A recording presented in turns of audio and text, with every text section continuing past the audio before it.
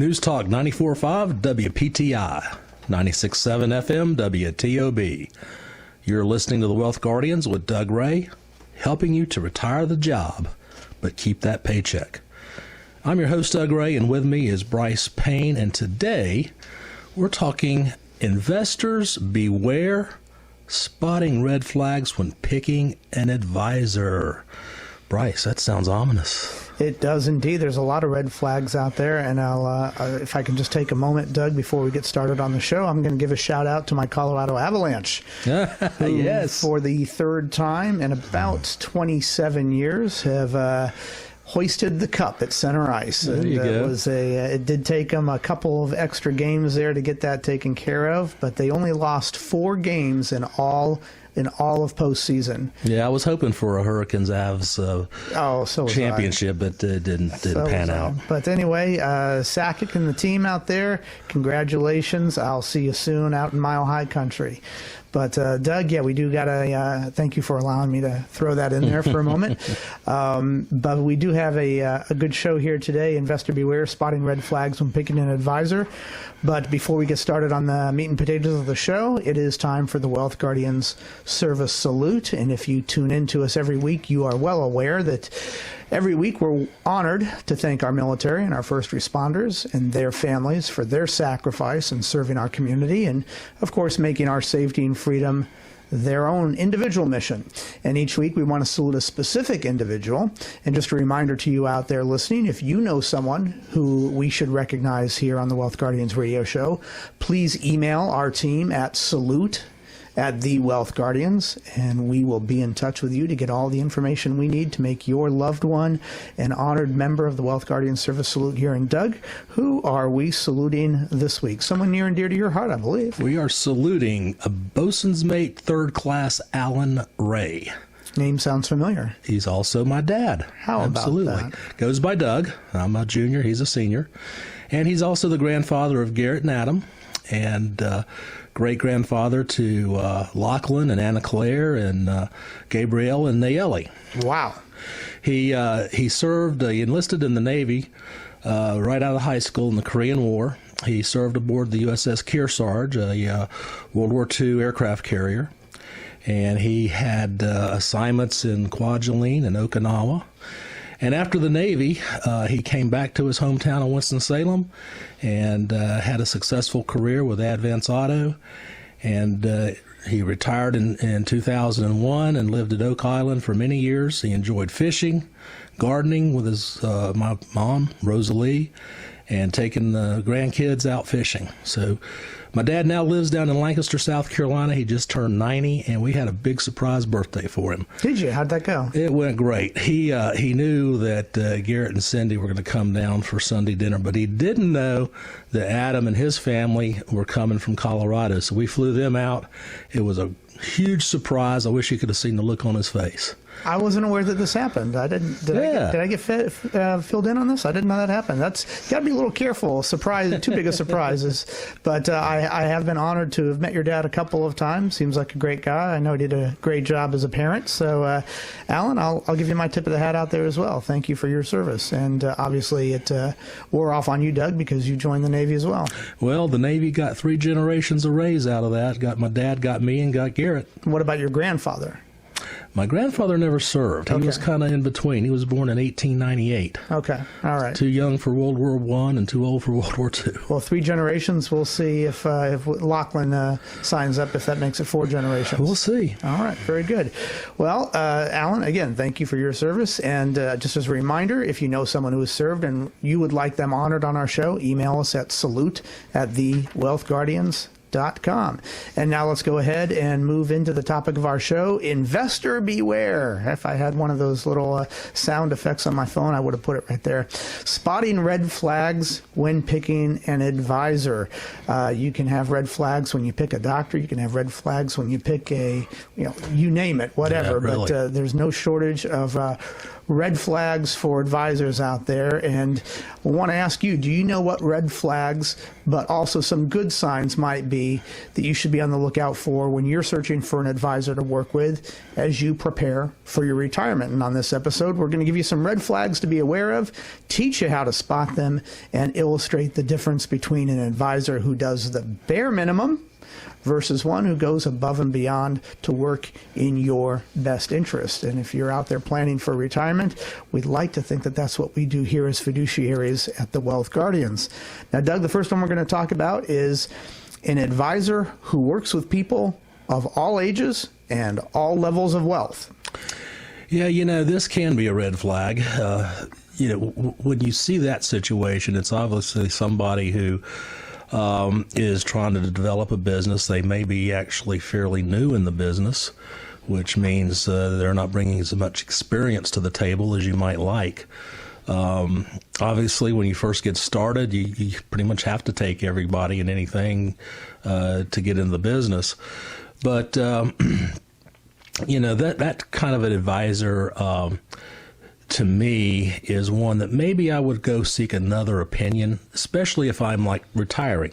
Okay. I would want to see somebody who specializes in retirement. No question about Or that. if I'm young and I'm just getting started in my career, maybe I want to see somebody who basically works with folks like that, who is more of a risk manager, because at that age you can assume more risk than somebody who's, say, 62 to 65 or something like that, who's near the end of their career. It's a little more complicated at that stage, right? I've used this analogy before, so if you've heard it before, please forgive me, but I think it's an apt analogy to use.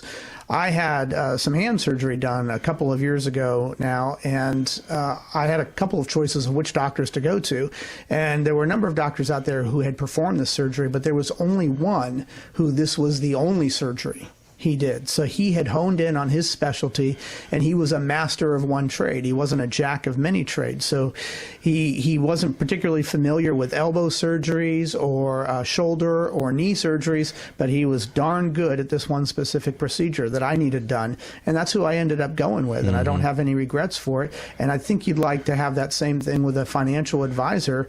Does he specialize in one particular area of financial advising? And we have honed our specialty, Doug, here at the Wealth Guardians into retirement planning and lowering your risk, because once you reach that wealth preservation phase of life and you're exiting the wealth accumulation phase of life, that requires that you dim down the risk on your portfolio to a certain degree, which might not be the portfolio strategy you had 10, 20 years ago. Right. Mm-hmm. And an advisor who works with 20-year-olds, 30-year-olds, 40-year-olds, 50-year-olds, somebody who's got $100,000 versus somebody who's got $5 million, they might not be a specialist in that particular sector that we're a specialist in. So that's what I like. I'd rather have somebody be a master of one trade than a jack of all trades. Totally agree with that. All right, let's move on to the next one. An advisor who tells you only good news about your financial situation all the time. Only good news all the time. That person probably is afraid of negative news. Maybe they're afraid of losing that client, but you got to be straight up with your clients. And we're in a rough time right now, and the market's going down, people's accounts are going down, and back in 2007, 8, and 9, when I was doing the radio show, I kind of coined the phrase of, I'll tell you what you need to hear, not necessarily what you want to hear. Exactly. And you've heard me in meetings just this week. I've told people, stuff that they needed to hear, which is not good. It's not fun. But it is real. It's what we're facing. It is. And you've got to plan a strategy around, the market is not cooperating necessarily right now, might be an okay word to use there. And you want a portfolio that is going to be prepared for those types of times. And if you've got an advisor who says, don't worry, I know exactly what's happening in the market, it's not going to impact your portfolio at all, they'd better have the evidence to back that up. Mm-hmm. And a lot of rosy words out there. I can watch the news. I can listen to some economists out there and know that the market is not rosy right now, and that one's portfolio is not just necessarily going to weather all storms. And if it is, great, but you want to have some evidence to back that up. Exactly. So if you're just tuning in, you're listening to the Wealth Guardians, and today we are talking about investor beware, spotting red flags and when picking an advisor. And we've talked about an advisor who works with people of all ages and an advisor who tells you only good news about your financial situation all the time. We're going to get back to this after the break, but it is moving on toward the break time now. And before we do that, as always, it's time for our trivia question of the week. Doug, are you ready? No, I'm never ready for these. All right, well, here we go. Doug, 3 presidents have passed away on July 4th. No. John Adams, Thomas Jefferson, they both passed away in 1820. See, I knew those. Okay, in 1826. And James Monroe passed away in 1831. He was the 3rd president to have passed away on July 4th. But which one singular U.S. president was born on July 4th? Oh, my. I know that sound that Doug makes there, and sometimes he pulls it out anyway. But anyway, we're going to get Doug his answer here when we come back from the break. This is Brice Payne. With me is Doug Ray. The show is The Wealth Guardians, helping you retire the job and keep the paycheck. And this is News Talk 94.5 WPTI. And this is 96.7 FM WTOB.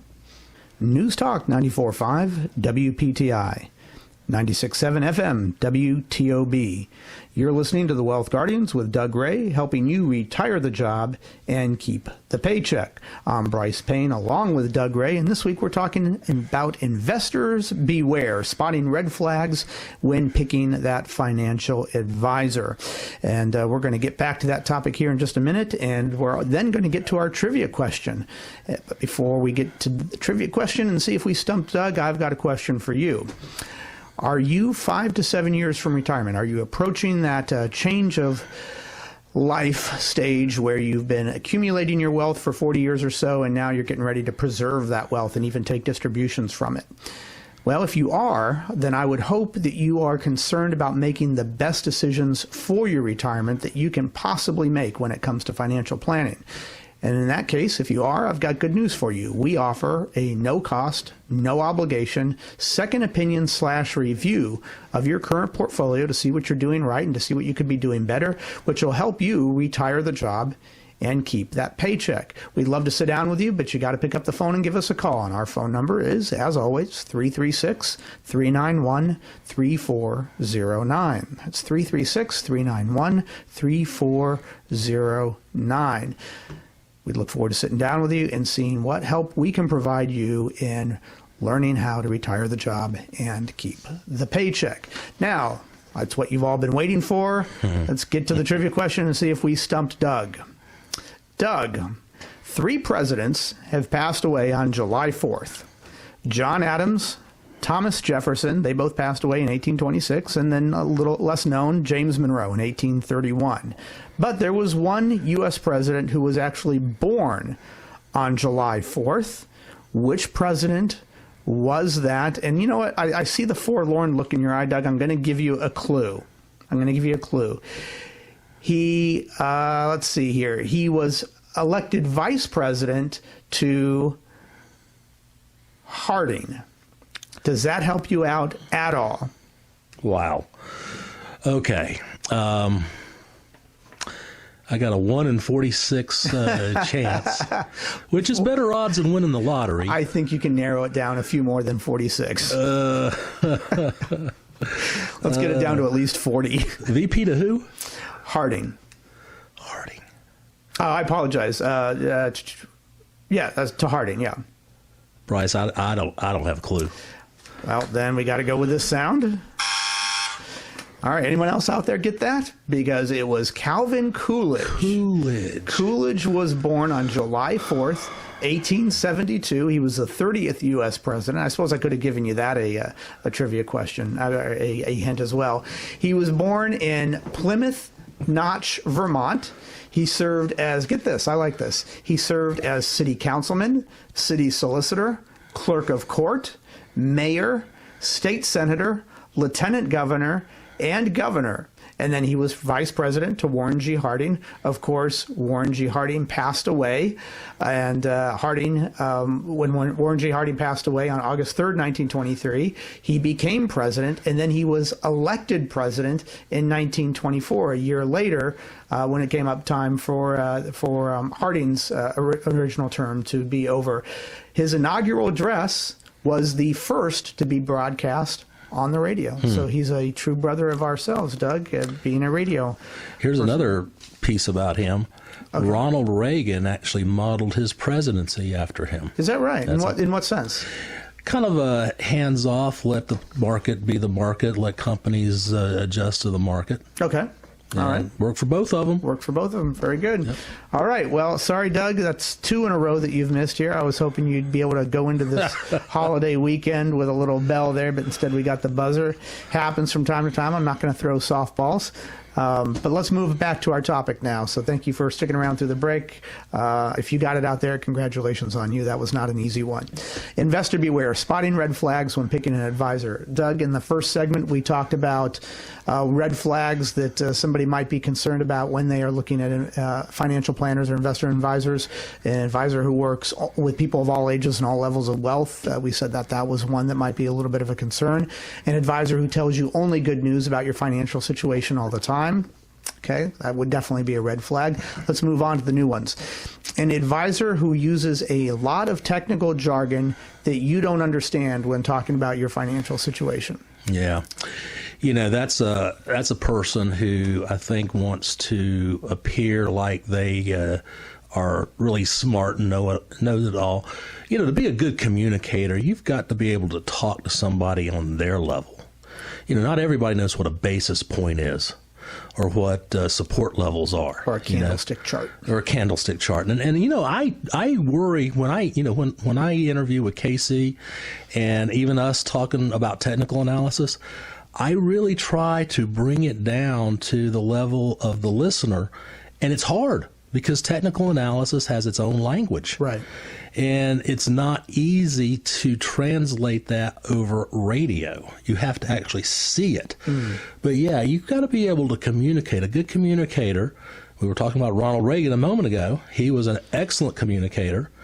He basically just talks to the folks, and talks at their level, their understanding. So yeah, watch, if you've got an advisor out there who just basically babbles in finances, that's a red flag to me. I would say that somebody who is doing that, their main objective in talking to you is to impress you. Mm-hmm. And I don't think you and I, that's the approach. When we sit down with a client, we start going through that 4-meeting process. Our number one goal is not to impress you. I think our impressing our client is going to happen naturally by the conversation that we have with them. But at least for me, I approach it as I want to be able to educate the client on, when we make recommendations, why it is we're making those recommendations and why their portfolio is not ideally aligned to their goals and objectives as it's currently laid out. And when we make recommendations, we're suggesting some changes to that portfolio. I want to educate you on why we're making those changes and how they are going to better improve your goals and objectives. I would like to think by the end of our 4-meeting process, you and I and Garrett have ended up impressing a client with our knowledge, but that's not our goal. That's not our objective. Our objective is to educate. And so if somebody that's a real easy thing to fall back on, is just using some big language. I mean, I could improve my my technical jargon like you have, because you are a technical analyst, you have that jargon naturally in your head. I can improve mine and walk into a meeting and impress somebody right off the bat. That doesn't mean that I really know anything more about what I'm talking about. You and I this week were meeting with a couple, Don and Catherine, and it was their 3rd meeting in our process, which that 3rd meeting is a long one, and we cover a lot of ground. It's the biggest one. You had stepped out to get some information for them to take home. Right. Don turned to me and he said, I am so grateful that you guys have taken the time to make this stuff so that I can understand it. And Catherine goes, yeah, I understand it, and I don't know any of this stuff at all.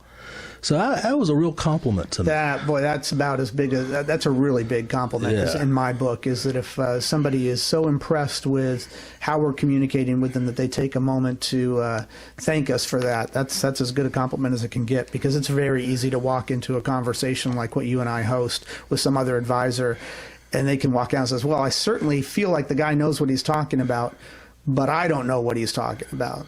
And that's not what we aim for here. Not at all. No. All right. If you're just tuning in, you're listening to the Wealth Guardians, and today we're talking about investor beware, spotting red flags when picking an advisor. And Doug, we've talked about a couple of them here, but the next one that we're mentioning is an advisor who seems to have a high level of certainty about what is going to happen in the market in the immediate future. Boy, that's out of all of these red flags, I would say that should be one that really alerts you to there might be something wrong with this conversation you're having with your advisor. You know, if you've got somebody like that, be warned. Even I do the technical analysis, and that does give us patterns that kind of can tell us what may or may not happen in the future. But I always say, hey, this is not 100%. It could be completely different from what I'm seeing here. And, you've got to be, as a financial advisor, especially if you're advising folks who are retired or near retirement, you have got to be able to adjust to unexpected changes, that black swan event that's out there. It's going to happen. You just don't know when or what it's going to be. How long it's going to last or how deep it's going to be. Exactly. But you know that it's out there. Mm-hmm. It's a California earthquake. You know it's going to happen at some point. Should your house be built for that California earthquake out there? Yeah, it sure should. All right, Doug, let's take a minute and just talk about when we sit down with our clients, we have a 4-meeting process. And we don't say right off the bat, hey, you need to meet with us because we know what's going to happen in the market in the next couple of weeks. What we do know is that somebody's retirement is in all likelihood going to last them 20 years or so. Or more, yeah. And how often does a bear market happen? A serious big correction happens on average about every 7 years or so. We've been in a serious bull run for quite a while now, and people are getting complacent out there. But that doesn't mean that your portfolio should be complacent. So when we sit down with a client, we're showing them, look, your portfolio at this stage of the game, now that you're getting ready to take distributions from your account, needs to be aligned differently than it has been when you've been, your primary focus has been chasing gains for the last 40 years or so. Your portfolio needs to be realigned so that when that bear market happens, when you're no longer collecting a paycheck and you're taking distributions from your account, that it is not a devastating blow to your portfolio. Think back, if you're out there listening and you're getting ready for retirement, if your portfolio 20 years ago had a 40% loss, obviously, that wasn't enjoyable, but it wasn't the end of the world at that stage of the game because you were still going to be collecting a paycheck for another 20 years. And your portfolio had room and time to grow back. You were probably dollar cost averaging into your portfolio, so you were buying a lot of shares on sale price with every contribution into your 401k. But now that you are about to be retired, let's imagine that your portfolio, the market goes down 40% again, like it did in 2008, and your portfolio suffers a 40% decline. Doug, that is not nearly as easy to come back from as it was. It's not even in the same ballpark. Not even close. As it was when you were in your 40s. So your portfolio has to be prepared for that. Doug and I said earlier, you want to be careful about going to an advisor who is a jack of all trades. They work with clients of all financial levels and of any age or whatever their objective or their goal might be. We are financial specialists. We're fiduciaries, and we work almost exclusively with people who are getting ready to enter that retirement phase. If you would like to sit down with us to see what a fiduciary would recommend to you as far as helping you prepare for retirement, it's as easy as picking up the phone. It's 336-391-3409. That's 336-391-3409. There is no cost, there is no obligation to sit down with Doug, Garrett, or myself and see what help and guidance we can provide you in adjusting your retirement portfolio to best suit your goals and needs. Doug, we're out of time. What did I leave out there? You know, the only thing is that it's a process. It's going to cost you some time, but that's also a good thing, because another red flag is an advisor who makes a recommendation on the first meeting. Thank you. Or I know of one down in Charlotte who advertises on the radio that says he put your entire plan on one page. No, that's a red flag. Yeah, we've got about, 80 pages in our retirement plans? Exactly. At least that. Exactly. All right. Well, I hope everybody out there has a great holiday weekend. America, happy birthday to you. This is Brice Payne. With me has been Doug Ray. The show is The Wealth Guardians, helping you retire the job and keep the paycheck. And this is News Talk 94.5 WPTI. And this is 96.7 FM WTOB.